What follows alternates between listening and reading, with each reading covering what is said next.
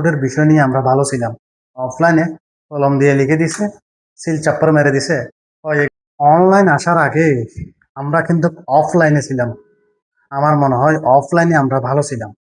এই পাসপোর্ট রেনু করাতে, এই পাসপোর্ট নবায়ন করতে, এই পাসপোর্ট বানাতে আপনি যদি অনলাইনে যদি আবেদন করেন, 6 মাস পরে আপনাকে ফিঙ্গার দেওয়ার জন্য ডাকবে, যে এর আগে ডাকবে না।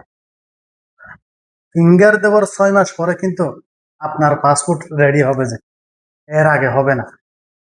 কথা হচ্ছে প্রবাসী যখন বিদেশে আসে, ওই প্রবাসী ইমার্জেন্সি দেশে যেতে হয়, তখন এই সমস্ত প্রবাসীরা কি করবে? অনেক প্রবাসীদের হয়তো মা মারা যায়, বাবা মারা যায়, বা গুরুত্বপূর্ণ অনেক কাজ থাকে। বিশেষ করে ব্যবসায়ীরা, তারা এই আসে এই যায়। এইরকম প্রবাসীদের ক্ষেত্রে কেমন হবে আপনারা বলুন তো? অফলাইনে মনে হয় এই পাসপোর্টের বিষয় নিয়ে আমরা ভালো ছিলাম। অফলাইনে কলম দিয়ে লিখে দিছে, সিল চাপ্পার মেরে দিছে, হয়ে গেছে।